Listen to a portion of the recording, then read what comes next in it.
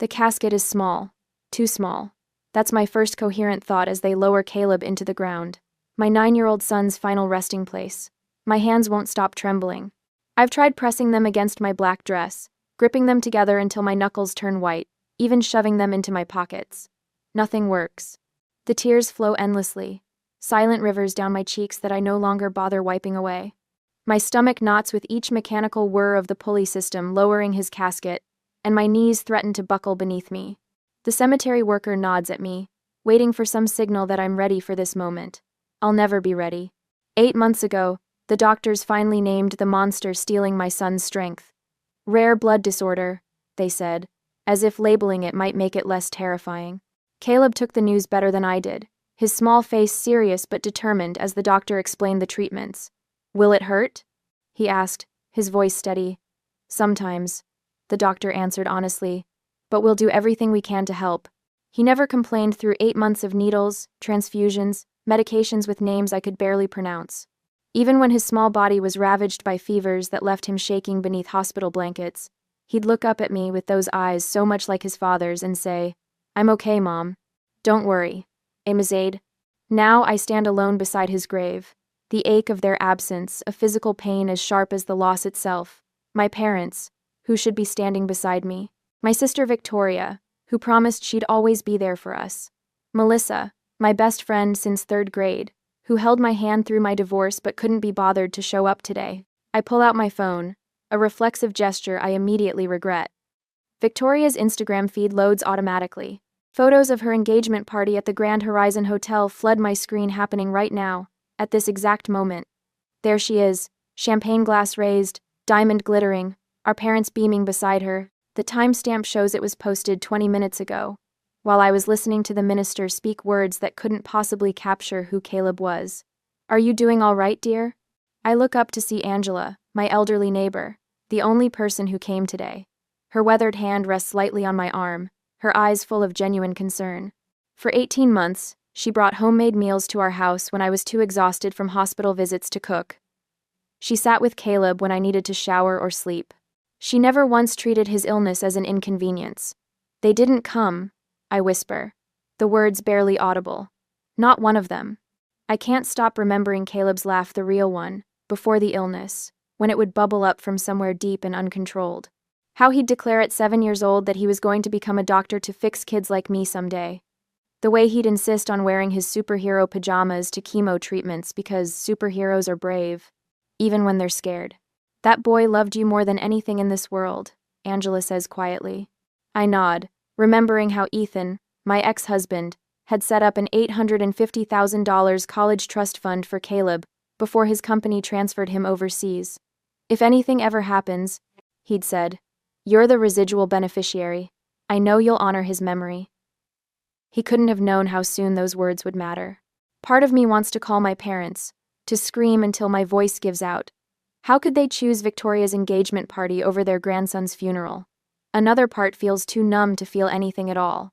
I've spent 18 months fighting for my son's life, sleeping in hospital chairs, memorizing medical terminology, advocating when doctors dismiss symptoms. Now there's nothing left to fight for. My phone buzzes with a text message. My mother's name appears on the screen. We need to talk. Bring the trust documents tomorrow. I stare at the message, reading it twice to make sure I understand. They didn't come to Caleb's funeral, but they're interested in his trust fund? Something cold and analytical cuts through my grief for the first time today. Something doesn't add up. I type back, I'm burying my son today. I can't talk about paperwork right now. Her response comes immediately. Don't be dramatic, Destiny. This is important for the whole family. The whole family. The same family that couldn't spare 2 hours to say goodbye to Caleb. The reality of what's happening begins to crystallize. This isn't just about money, it's about the last thing I have from my son, his legacy, the future he'll never have. I realize with sudden clarity that I'm alone in this fight. My parents, Victoria, even Melissa, they're united, coordinating, while I'm vulnerable and isolated in my grief. What have they been planning? For how long? Angela notices my distress. What is it? I show her my mother's message, watching her face harden as she reads it. Oh dear, she says softly. They can't possibly think. I turn off my phone completely. Whatever they want, it can wait. This moment belongs to Caleb. I won't let them take that from me too. Angela places a gentle hand on my shoulder. You're not alone, dear. I'm here. The cemetery worker approaches hesitantly. I'm sorry, but we need to finish the service. I look at Caleb's casket, suspended above the open earth. Am I supposed to walk away now? Leave him here alone? My body feels frozen, unable to take that first step away. Angela steps forward. Give her a moment, please. She's saying goodbye to her boy. The worker nods and steps back, respecting the boundary Angela has created. I reach into my pocket and pull out Caleb's favorite action figure, the one he insisted on keeping with him through every hospital stay.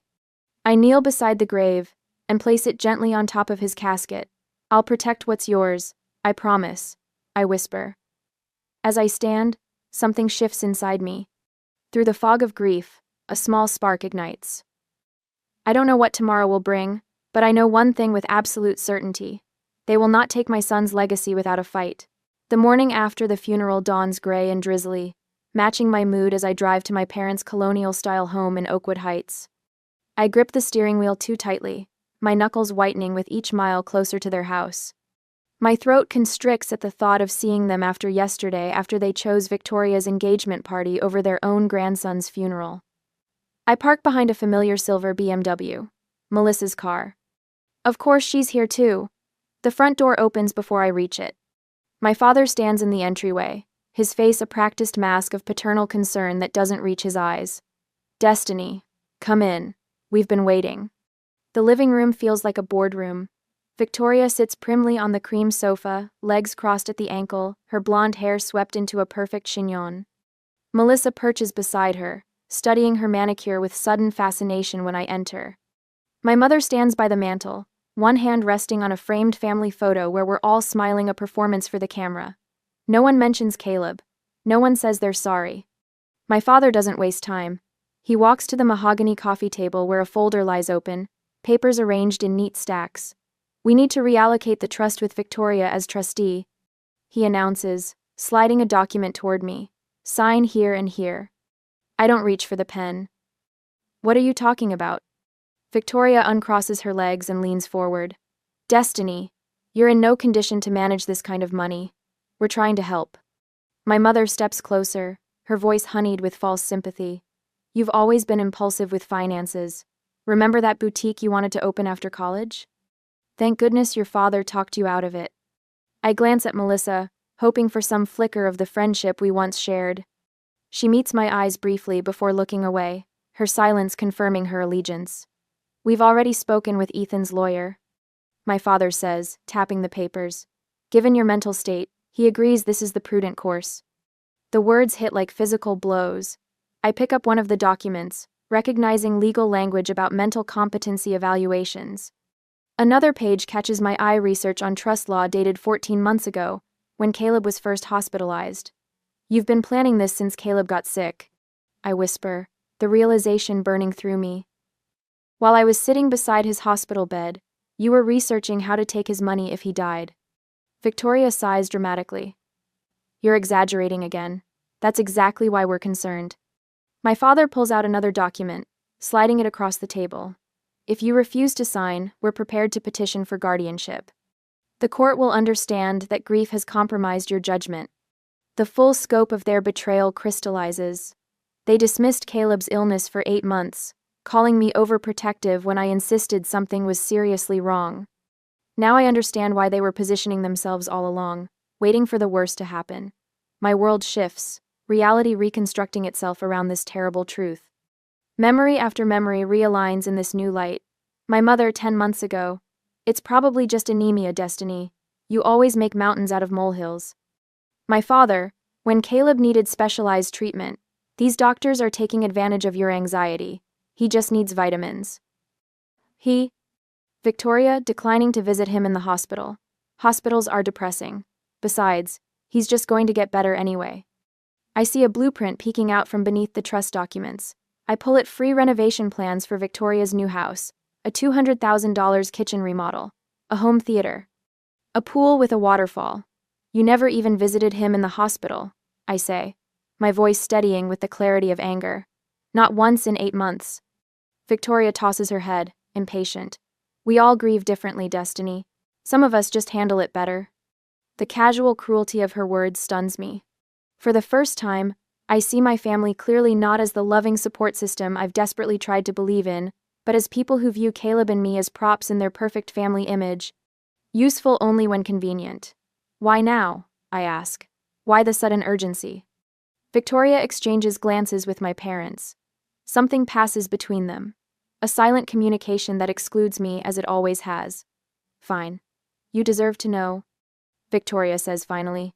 Robert's development company is facing some cash flow issues. The wedding might need to be postponed unless we secure additional funding. My mother fidgets with her pearl necklace. And there's the vacation property in Hilton Head. The market turned, and we're a bit extended. We're not villains, Destiny, my father says, his tone softening to the one he uses when closing business deals. We're family facing difficult circumstances. Melissa finally speaks, her voice small. My divorce will be final next month. Victoria promised me a position at Robert's company. I need this, Destiny. I have the twins to think about. I see them now, not cartoon villains, but frightened people willing to sacrifice me to maintain their lifestyles, their status, their comfort. If you don't sign, we'll have to take more drastic measures, my father warns, his kindly mask slipping. My mother reaches for my hand. After everything we've done for you and Caleb all these years, I almost laugh. What exactly have they done? Sent birthday cards with $20 bills? Called once a month to ask superficial questions about our lives?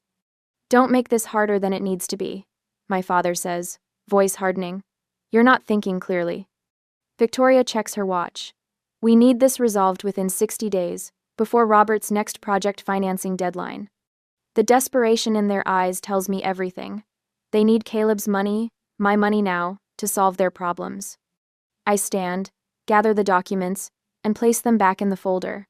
I need time to think, I say, heading for the door. Destiny! My father's voice carries the sharp edge I remember from childhood arguments. Don't walk away from this table. I close the front door behind me with quiet finality.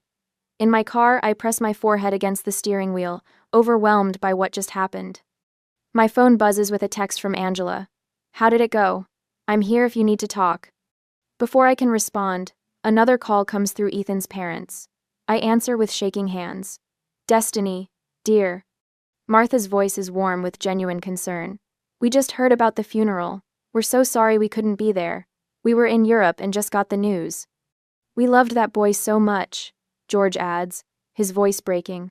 Their grief sounds real, their concern authentic, unlike the calculated performance I just witnessed from my family. As I hang up, I remember something Ethan mentioned when setting up Caleb's trust. If you ever have questions, contact Richard Donovan. He's the best trust attorney in the state. For the first time today, I feel a flicker of hope. I'm not alone in this fight. Angela, who saw how I cared for Caleb every day. Ethan's parents, who loved him without condition. Richard Donovan, who knows exactly what Ethan intended for Caleb's money. I start the car, my decision made. I won't try to fight this battle alone. I reach for my phone and find Richard Donovan's number in my contacts. Mr. Donovan's office?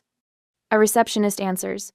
I need to speak with him immediately, I say, surprising myself with the steadiness in my voice. It's about the Caleb Walker Trust. That same day, the law office of Richard Donovan gleamed with polished wood and leather-bound books. I clutch my folder of documents so tightly my knuckles turn white. After 2 sleepless nights researching trust law online, I'm still not sure I understand what rights I have or how my family could attempt to take Caleb's legacy from me. Richard rises from behind his mahogany desk when his assistant shows me in. He's older than I expected, with silver hair and reading glasses perched on his nose. His handshake is firm, his eyes kind but assessing. Mrs. Walker, please have a seat. I'm very sorry about your son. Thank you. My voice catches. I've heard those words dozens of times in the past week, but his tone carries genuine empathy rather than obligation. I slide the folder across his desk. These are all the documents I have about Caleb's trust. My ex-husband Ethan set it up before his company transferred him overseas. Richard opens the folder, scanning the contents with practiced efficiency. He nods occasionally, pausing to read certain sections more carefully. The silence stretches until I can't bear it. My family wants me to sign over control of the trust. They claim I'm not mentally stable enough to manage it because of my grief. The words taste bitter on my tongue. They didn't even come to Caleb's funeral. Richard looks up sharply. They didn't attend the funeral? No, my sister Victoria had her engagement party the same day. My parents and my former best friend Melissa chose to go to that instead. He removes his glasses, pinching the bridge of his nose. I remember when Ethan set up this trust. He was very specific about his intentions. Richard opens his desk drawer and pulls out a manila folder with Ethan's name on the tab. My breath catches. I wasn't expecting him to have separate records. Ethan was exceptionally thorough. Richard explains, extracting a notarized document. This is his statement of intent for the trust. He hands me the paper, and I read Ethan's familiar handwriting. This trust is to secure Caleb's future, and if the worst happens, to provide for Destiny, who sacrificed everything for his care. Tears blur my vision. Even from across the ocean, Ethan had prepared for this possibility. Had seen what I couldn't bear to acknowledge. There's more, Richard says, turning his computer monitor so I can see it. These are phone records from our office over the past year. The spreadsheet shows multiple calls from numbers I recognize immediately. My parents' landline and Victoria's cell phone. They contacted you? About Caleb's trust? My voice sharpens. Not me specifically. They called asking about trust provisions and beneficiary laws. My assistant flagged it because she recognized the names from Ethan's file. They never actually spoke to an attorney here. A clarity cuts through my grief for the first time in days. They knew about the trust terms before Caleb died. That's why they've been planning this. It appears so, Richard says, his expression hardening. Mrs. Walker, I want to be very clear about something. This trust has explicit provisions preventing family interference. Ethan built in multiple layers of protection specifically to ensure the funds would go to Caleb or to you as the residual beneficiary. They have no legal standing to challenge this. The trust is ironclad. The weight pressing on my chest lightens slightly. So they can't take it? Not legally, no. But they might try other tactics, claiming you're mentally unfit due to grief, for instance. I think of my mother's dismissive text message at the funeral, Victoria's cold calculation, my father's uncomfortable silence as they presented papers for me to sign. So I don't need to fight them for the trust, I say slowly, the pieces coming together. I just need to prove their intentions. Richard's eyes narrow thoughtfully. That would certainly strengthen your position. Do you have any documentation of their attempts to gain control? I pull out my phone, showing him my mother's text messages from the funeral day. His eyebrows rise as he reads. This is extremely helpful, he says. Now, I suggest we arrange a meeting with your family. On your terms, in a public place. 2 days later, I sit at a corner table in Riverside Coffee, a manila envelope placed deliberately in front of me. The shop bustles with afternoon customers, exactly as I'd hoped. Richard's advice echoes in my mind. Public places discourage scenes. Control the narrative from the beginning. Ask. Angela waits in her car across the street, ready if I need backup. Richard is on standby for a call. For the first time since Caleb's diagnosis, I don't feel completely alone. My family arrives together, Victoria leading the procession in designer sunglasses, my parents following like attendants. Melissa trails behind, avoiding my eyes. They take seats around the table without ordering drinks, clearly expecting this to be brief. Victoria immediately reaches for the manila envelope. So you've signed the papers? I knew you'd be reasonable. I place my hand firmly on the envelope. Before we discuss any papers, I want to know why none of you came to Caleb's funeral. My mother sighs dramatically. Destiny, we've been through this. Victoria's engagement was planned months ago. We couldn't cancel everything on such short notice. It was your grandson's funeral, I said quietly. And we grieved in our own way, my father replies, glancing nervously at nearby tables. Everyone processes loss differently. I open the envelope and slide out several photos, screenshots from Victoria's Instagram, time-stamped during Caleb's funeral. Champagne glasses raised, diamond ring flashing, everyone laughing. While I was burying my son, you were drinking champagne and laughing. My voice remains steady, but people at nearby tables glance over. Victoria's face flushes. You're taking those out of context. That's not fair. I pull out a second document from the envelope, the notarized trust terms with no amendment without grantor consent, highlighted in yellow. Ethan made his intentions very clear. This money is Caleb's legacy to me. My father reaches for the papers. Let me see that. I pull them back before he can grab them. I've spoken with Richard Donovan. He has Ethan's original statement of intent. The trust cannot be modified, transferred, or accessed by anyone but me. Victoria's carefully composed expression cracks. You don't deserve that money, you'll just waste it. Her voice carries. Several customers turn to stare. Lower your voice, my mother hisses. Why? I ask, looking directly at Victoria. Are you worried people will hear how you tried to take advantage of your grieving sister? How you couldn't be bothered to attend your nephew's funeral but want his college fund? Victoria stands abruptly. This is ridiculous. We're trying to help you. I don't need your kind of help, I say, gathering the papers back into the envelope. I'm not signing anything. Ever. My father leans forward, voice low and threatening. You're making a mistake, Destiny. We can make things very difficult for you. You already have, I reply, standing. For my entire life. But not anymore. I walk out, feeling their stares burning into my back. Outside, Angela waits in her car, window rolled down. When I slide into the passenger seat, she gives me a proud smile. You stood up to them. Good for you. My phone rings. Richard calling for an update. How did it go? He asks when I answer. Do we need to prepare for immediate legal action? I describe the confrontation while Angela drives us away from the coffee shop. Richard listens carefully, then confirms we're in a strong position legally. They'll likely try something else, he warns. But you've established boundaries, which is critical. After we hang up, another call comes through, Ethan's parents. They offer to fly in from Arizona to testify about Ethan's intentions if needed. We always knew Caleb's care was your priority. Ethan's mother says, we'll support you however we can. A text message follows from Mark, my former co-worker who visited Caleb regularly during his hospital stays. Angela told me what's happening. Whatever you need, I'm here. For the first time in weeks, I feel the weight on my chest lighten. I'm not fighting alone anymore. In Angela's driveway, I take a moment before getting out of the car. I touch Caleb's photo on my dashboard, his last school picture, taken before he got sick, his smile still radiant with hope. First step done, buddy, I whisper. Angela squeezes my hand. You did wonderfully today. I nod, staring at the horizon. But they won't give up easily. They'll try something bigger next. And we'll be ready, Angela says firmly.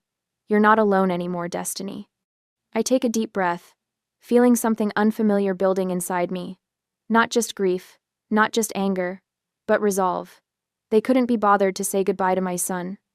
They won't get to decide what happens to his legacy. 3 days after the coffee shop confrontation, I spread documents across Richard Donovan's mahogany desk, my hands steady as I arrange them into neat piles. Grief still pulses beneath my skin, but something else has emerged alongside it, a cold, clear objectivity that surprises me with its intensity. They'll file for guardianship, Richard says, tapping a finger against a legal brief. His office smells of leather and old books, the kind of place where battles are planned rather than fought. They'll try to prove you're mentally unfit due to grief. It's their clearest path to the trust. I nod, studying the timeline. I've created 18 months of Caleb's illness mapped out in excruciating detail. Victoria never does her own dirty work. She'll use Mom and Dad as the petitioners, maybe even Melissa. Smart observation. Richard says, genuine respect in his voice. We need to document every interaction since Caleb's diagnosis, every hospital visit you made, every appointment they missed. I pull out my phone, opening my calendar. I have records of all appointments. I can prove I never missed a single one. My voice catches slightly. Not even the day after Ethan left abroad. Richard makes a note. And your parents? Victoria? 0 visits. Not when he was diagnosed. Not during the 3 weeks he spent in isolation after the bone marrow treatment failed. The memory stings, but I push through it. Not even when the doctors told us there was nothing more they could do. Document it all, Richard says. We don't move yet. We prepare. We gather evidence. We anticipate their attack. When they come, and they will, we'll be ready. I run my finger along a hospital bill, remembering how I'd learned to decipher medical codes and challenge insurance denials. How I became Caleb's advocate when no one else would. 8 months of treatments and not one visit from them. Not one. Richard leans forward. Destiny, I need you to understand something. This isn't just about proving you're mentally competent. It's about proving they never cared about Caleb, only his money. The words hurt, but the truth in them steadies me.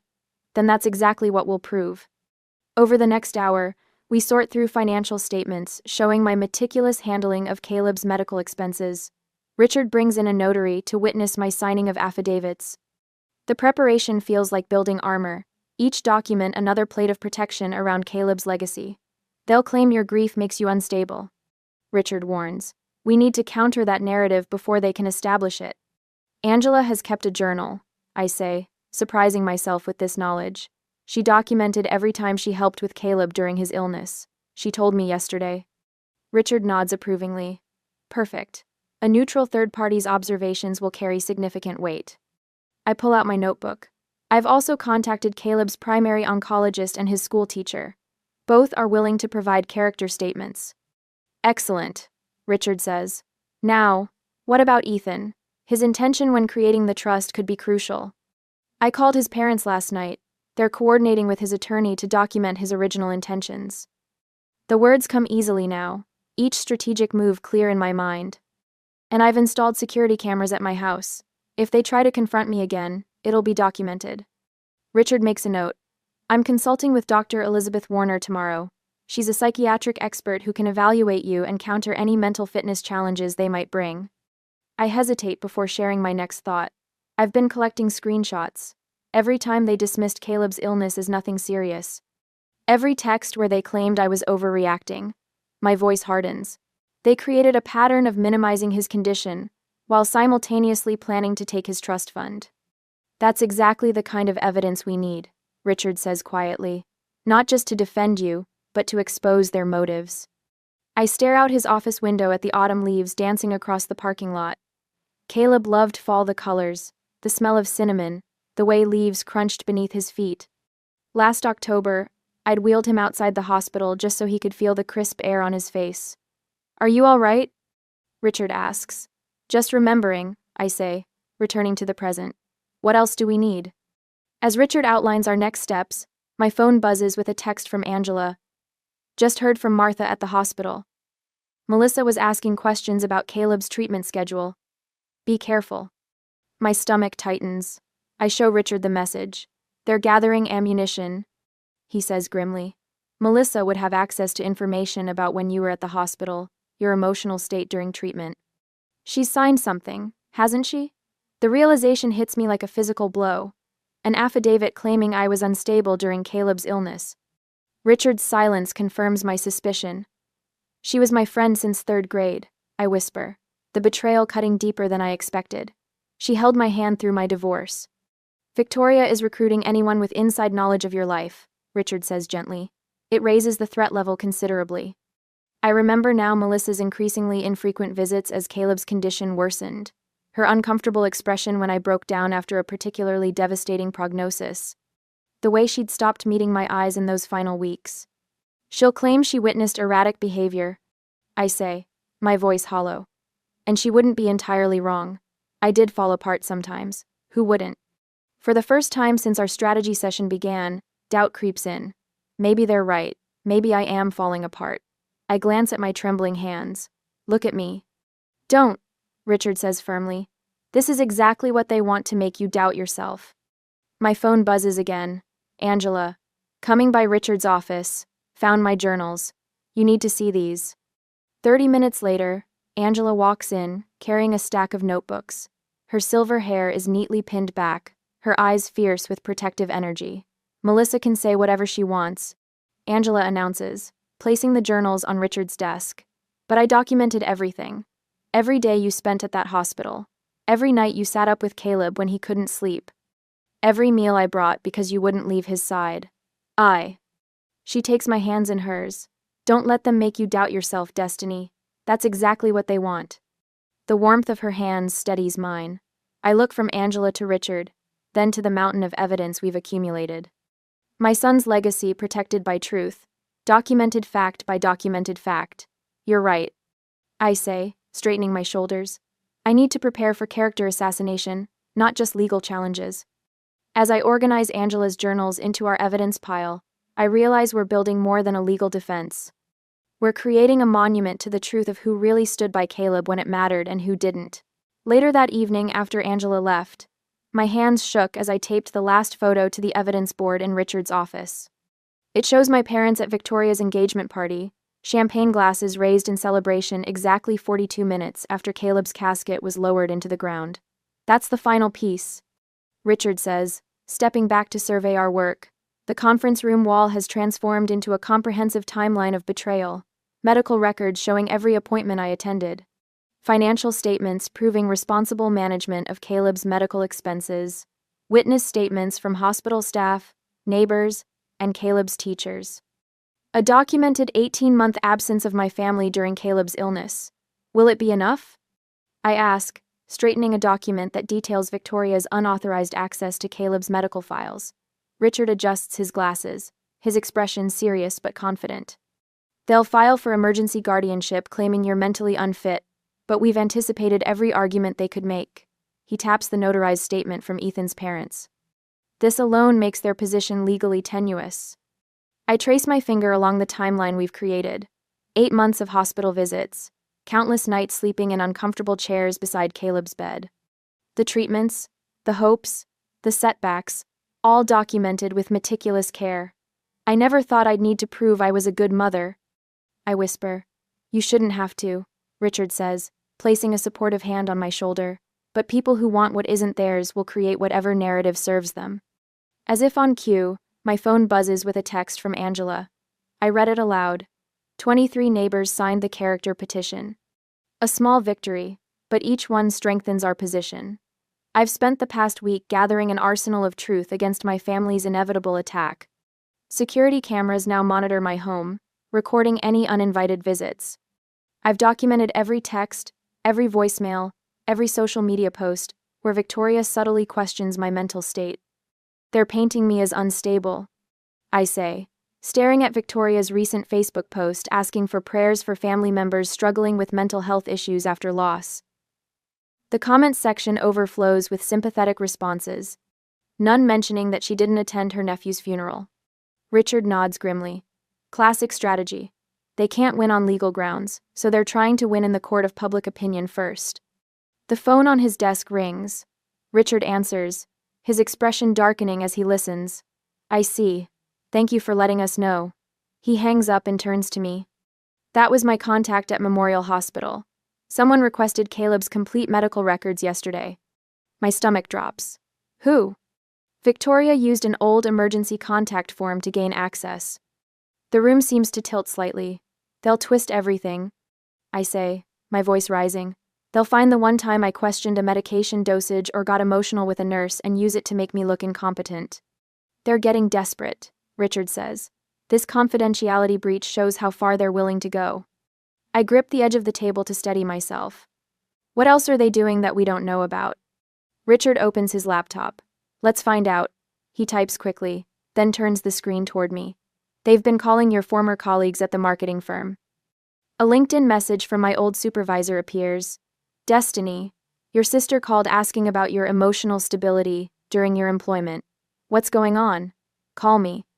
They're building a case against me on every front, I say, the anger finally breaking through my grief. They're trying to erase everything I did for Caleb.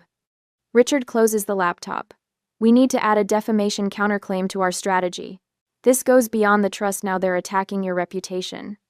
I think of Caleb's brave face during treatments, how he never complained even on his worst days. If my 9-year-old could face down death with courage, I can face down my family with the same resolve.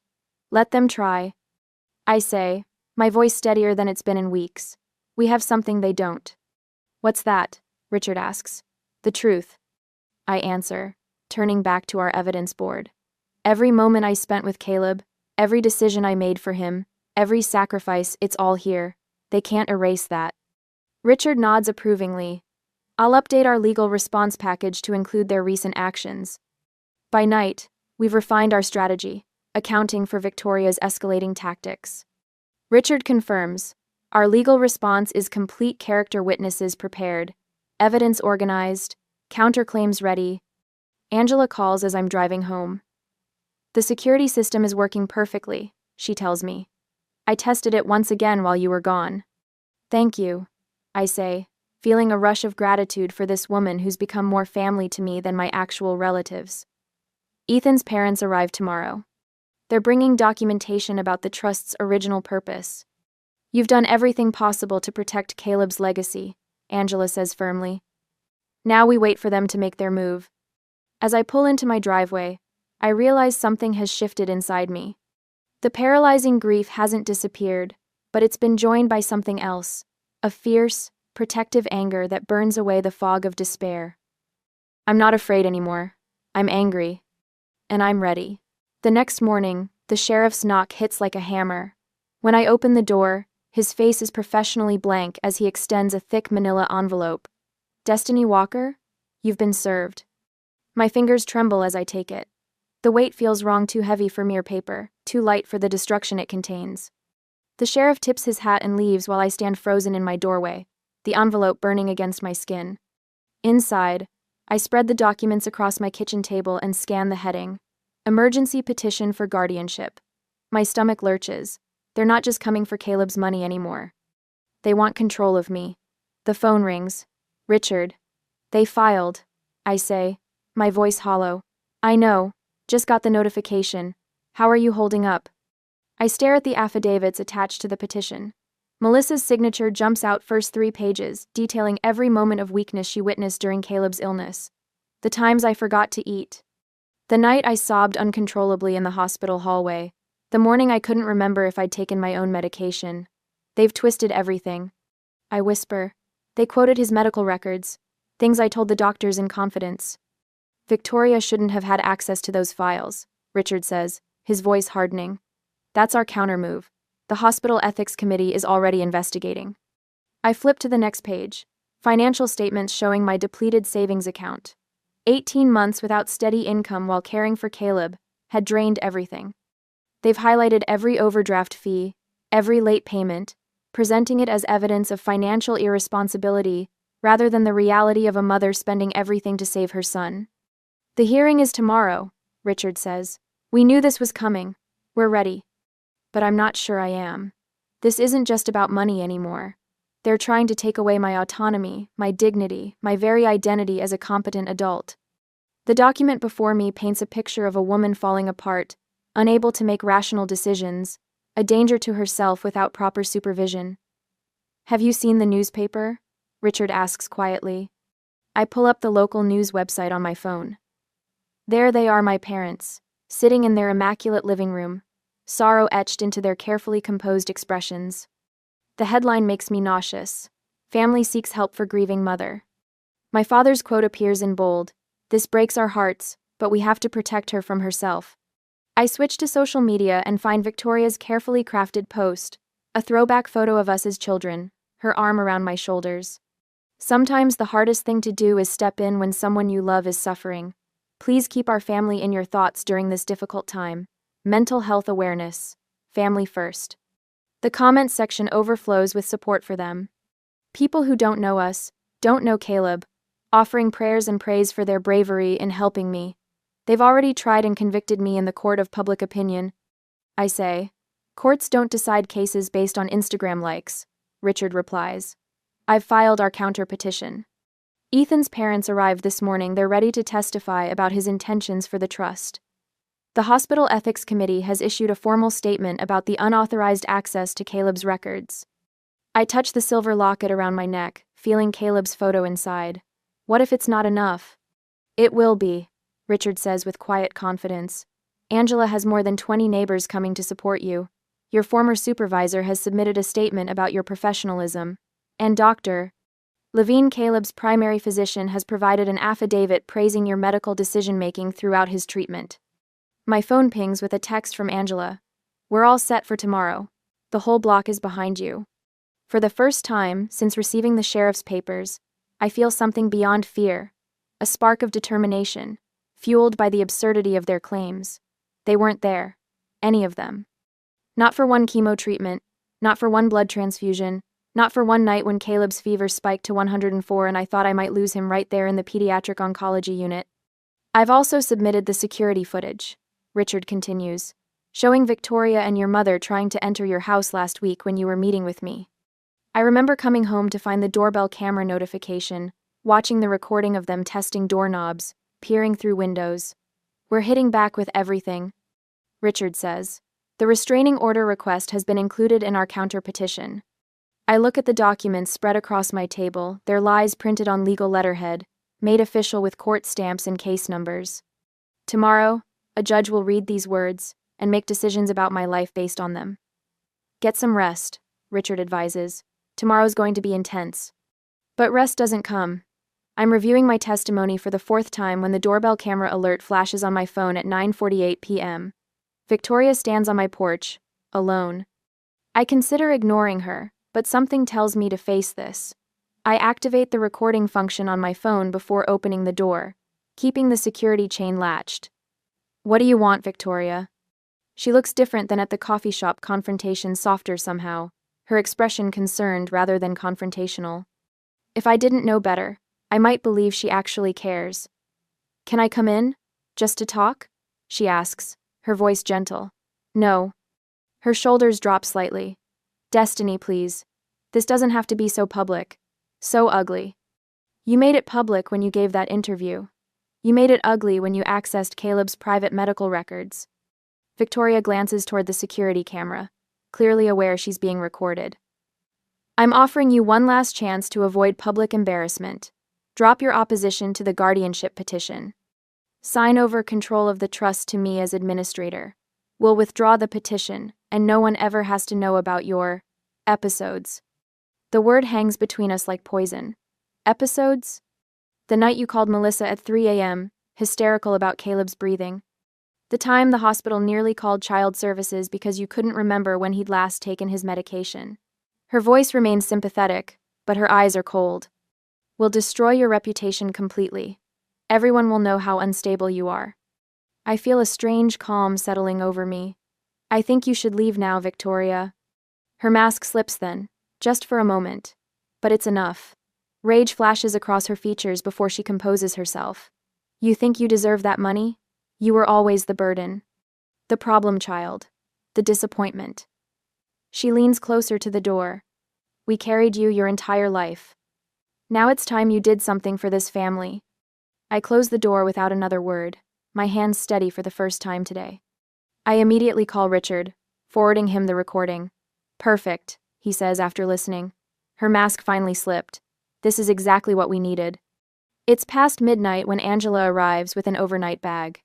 I thought you could use some company, she says, setting a thermos of tea on my kitchen table. Thank you, I whisper, unsure if I can explain how much her presence means. Tomorrow we show them what real strength looks like, she says, squeezing my hand. My phone lights up with a text from Richard. Everything is ready. Ethan believed in you. So do we. I can't sleep, so I sit in Caleb's room instead, holding his favorite stuffed dinosaur. The glow-in-the-dark stars we stuck to his ceiling still shine faintly. I take out my locket and open it to see his smiling face. Tomorrow is for you, buddy, I whisper to his photo. For your legacy. For the first time since the sheriff knocked on my door, I feel something beyond fear or determination. I feel ready. The next morning, I enter the courtroom with my head high, flanked by Richard, Angela, and Ethan's parents. The polished wood and solemn atmosphere remind me of a church, a temple where truth should matter more than performance. Victoria, my parents, and Melissa sit on the opposite side, their faces arranged in expressions of practiced concern. My stomach knots as I take my seat. It's been 48 hours since the sheriff served me with papers claiming I'm mentally unfit to manage my own affairs, let alone my son's legacy. Richard squeezes my arm gently as we settle at the defendant's table. All rise for the Honorable Judge Marion Peabody. A stern-faced woman in her 60s enters, her silver hair pulled back in a severe bun. She reviews the emergency petition with narrowed eyes before addressing the courtroom. These are serious allegations. I expect both sides to present evidence, not emotion. Her gaze sweeps across both tables. Mr. Harrington, you may begin for the petitioners. Now. Cited calls. My family's attorney rises, his expensive suit and confident posture reflecting their certainty they'll win. Your Honor, this is a case of a family desperately trying to help a daughter and sister who is spiraling after an unimaginable loss. He walks toward the bench, presenting documents with practiced solemnity. Miss Walker has exhibited concerning behaviors since her son's passing: erratic financial decisions, isolation, refusal to accept help from those who love her most. I clench my fists under the table as he continues painting me as unstable and dangerous to myself and Caleb's money. When Melissa takes the stand, my chest tightens. Destiny changed during Caleb's illness. She testifies, avoiding my eyes. She became obsessive about treatments, paranoid that doctors were missing something. She'd call me at 3 a.m, hysterical. The memory of those nights slashes through me sitting beside Caleb's hospital bed, terrified as his fever spiked, reaching out to someone I thought was my friend. My isolation wasn't paranoia, it was abandonment by the people testifying against me now. My mother takes the stand next, dabbing at tears that appear on command. We're heartbroken watching her self-destruct. This isn't about money, it's about protecting our daughter when she can't protect herself. The judge's expression softens at my mother's performance. A cold wave of fear washes over me. She's buying their act. Then Richard stands, and everything shifts. Your Honor, what we're witnessing today is not concern, but calculation. His voice fills the courtroom with quiet authority. Miss Walker hasn't self-destructed, she's been systematically targeted by family members who abandoned her during her son's illness but suddenly appeared when they learned of his trust fund. He begins methodically dismantling their case, presenting complete hospital records that chronicle every appointment I attended, every treatment decision I researched and approved, every night I slept in a hospital chair.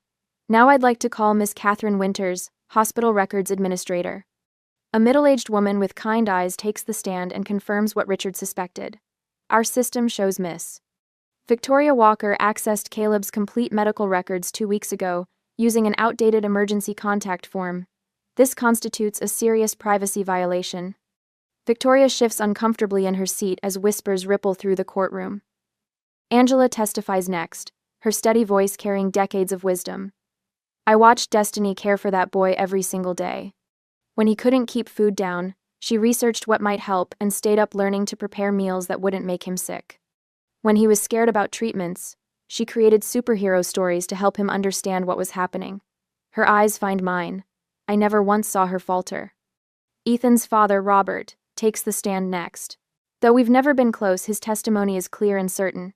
My son established this trust with explicit instructions. He told me, Dad, if anything happens to Caleb, Destiny gets everything. She's sacrificed her career, her savings, everything to give him the best care possible. She'll honor his memory better than anyone. The judge's expression has changed, her eyes sharper, more focused on my family now. Your Honor, Richard says, I'd like to present one more piece of evidence. He plays the security recording from last night, Victoria's unannounced visit to my home. Her voice fills the courtroom. We'll destroy your reputation completely. Everyone will know how unstable you are. My calm response follows. I think you should leave now, Victoria.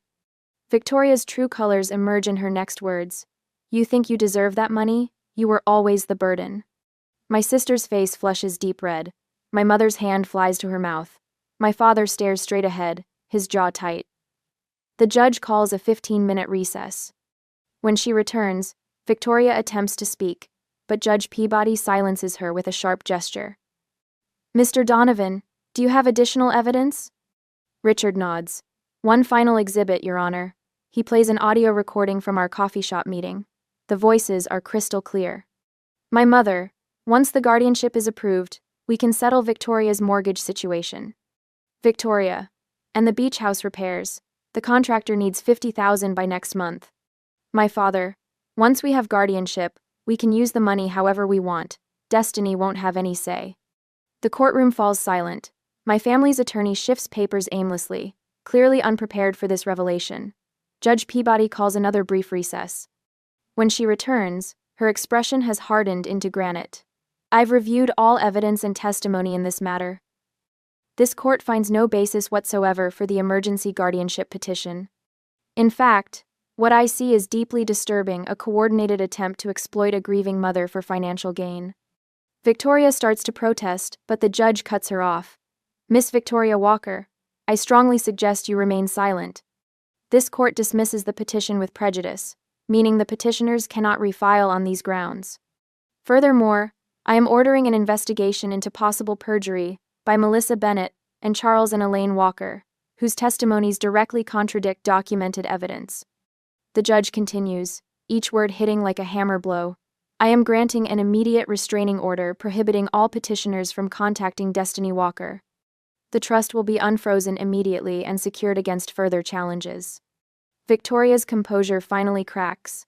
Her face contorts as she tries to maintain dignity while her plans crumble. My mother begins crying real tears this time. My father stares ahead, his expression frozen in disbelief. Miss Walker? The judge says, looking directly at me. This court finds you have acted with remarkable strength and clarity during an unimaginable loss. Your son would be proud of how you've protected his legacy. My parents and Victoria rise, attempting to approach me, but a bailiff steps between us, enforcing the new restraining order. Richard turns to me, his professional demeanor softening. The system worked today, Destiny. Justice was done. Angela's eyes shine with tears. Caleb would be so proud of you, dear. Ethan's parents embrace me, his mother whispering, You've honored our grandson and our son today. As I leave the courtroom, I touch Caleb's photo in my locket. The small silver frame holds his last school picture, grinning despite having lost his hair to chemo, his eyes bright with the determination that carried him through 18 months of fighting. Reporters wait outside, microphones extended. A month ago, I would have ducked my head and hurried past. Today, I stop. Mrs. Walker, how do you feel about the court's decision? I straighten my shoulders, feeling stronger than I have since the day we received Caleb's diagnosis. Today, justice was done for my son. As cameras flash, I walk toward the future Caleb would have wanted for me, one where his memory isn't just preserved but honored through strength he helped me discover. The trust fund isn't just money, it's his legacy, and I've proven worthy of protecting it. The financial advisor slides a folder across his mahogany desk. These investment options would create sustainable funding for the scholarship program while preserving the principal, he explains. I study the numbers, no longer intimidated by financial jargon. 1 week since the hearing, and already the world feels different. The Pediatric Hematology Fellowship needs to be fully funded, I say, tapping the proposal. That's non-negotiable. The advisor nods, making notes. And the restraining order? Holding firm. They can't come within 1,000 feet. My voice doesn't waver anymore when I mention my family. Strange how quickly family has become an administrative term rather than an emotional one. The local paper published a front-page story yesterday, Mother Vindicated in Trust Battle. I've received dozens of supportive calls and messages. Even Victoria's fiancé called to apologize before announcing their engagement was off. My parents face possible perjury charges, and Melissa was fired after her recorded testimony circulated through her workplace. When I leave the advisor's office, Angela waits in her ancient Buick, window rolled down despite the autumn chill. All set? She asks. All set. I slide into the passenger seat, remembering all those rides to and from the hospital with Caleb. How Angela would bring thermoses of homemade soup when cafeteria food became unbearable. How she'd sit with him while I showered or napped.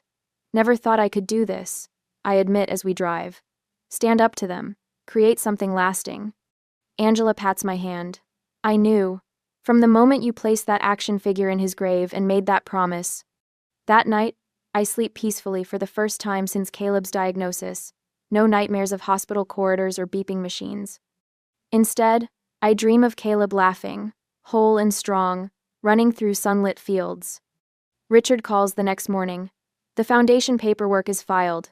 The trust is locked down tight, not even the Supreme Court could touch it now. My neighbors organize a meal train. Every evening, someone appears at my door with casseroles, soups, fresh bread. Small kindnesses that would have overwhelmed me with gratitude before now feel like confirmation of something I'm slowly beginning to understand. Family isn't always blood. I pull out a photo of Caleb, not a hospital photo, but one from before, at the beach, his smile wide beneath a baseball cap. For the first time, I can look at it without dissolving into tears. I know what to do with your legacy now, buddy, I whisper. 6 months later, I stand in the pediatric blood disorder unit where Caleb spent so many hours. The walls are brighter now, painted with underwater scenes that Caleb would have loved. A plaque beside the nurse's station reads, Caleb Walker Memorial Wing. A young nurse approaches, extending her hand. I'm Jennifer Abrams, the first Caleb Walker Scholar. I can't thank you enough for this opportunity to specialize in pediatric hematology. Caleb would have been thrilled, I say, and realize I'm smiling as I speak about him.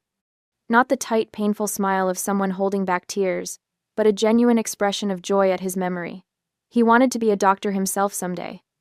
The foundation is making such a difference, Jennifer says. 3 families have received emergency housing assistance already. The Caleb's Legacy Foundation now supports families facing the same battles we fought, covering expenses insurance won't, providing emergency housing near hospitals, funding specialized training for pediatric nurses. Each board meeting brings new possibilities for expanding our reach. Angela serves as volunteer coordinator, organizing a network of people who provide meals, transportation, and childcare for families with hospitalized children. Richard handles all legal matters pro bono, ensuring the foundation's stability.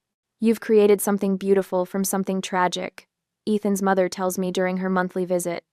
She and her husband have become grandparent advocates, helping other grandparents navigate the medical system when their grandchildren fall ill. I find myself speaking at support groups, mentoring parents new to the terrifying world of childhood chronic illness. The first step is believing you can do this, I tell them.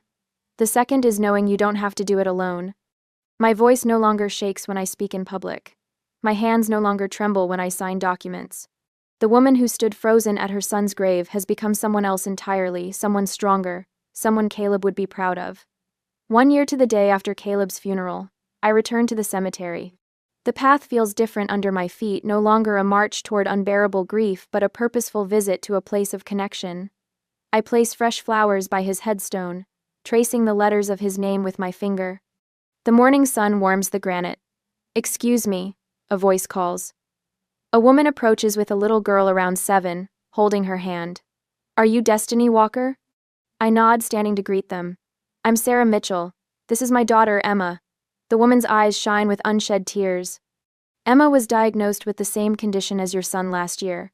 The specialist funded by your scholarship program found a treatment protocol that worked when nothing else would. Your son's legacy saved my daughter's life. Emma steps forward, shy but determined. Thank you for helping me get better. I kneel to her level, seeing in her face the future Caleb never had. You're very welcome, Emma. Standing again, I share Caleb's story not with pain but with pride. Fighting for his legacy transformed me, I explain. I found strength I never knew I had. Sarah listens intently. The foundation is expanding? Yes. We're funding research into rare blood disorders starting next quarter. Angela's joining the board officially, and Richard's structuring the research grants. Ethan's parents are heading up the grandparent advocacy program. When they leave, I reach into my pocket and pull out Caleb's favorite action figure, the same one I'd placed in his grave a year ago. The cemetery worker had retrieved it for me after the service, understanding my immediate regret at parting with it. I place it gently against his headstone. I kept my promise, Caleb. Your legacy is safe and growing stronger every day. Standing in the same spot where I once felt utterly abandoned, I'm surrounded by the presence of those who've become my true family, not bound by blood but by something stronger. Choice, loyalty, and love. The family that matters isn't always the one you're born into, I say softly to Caleb. It's the one that stands beside you when you need them most.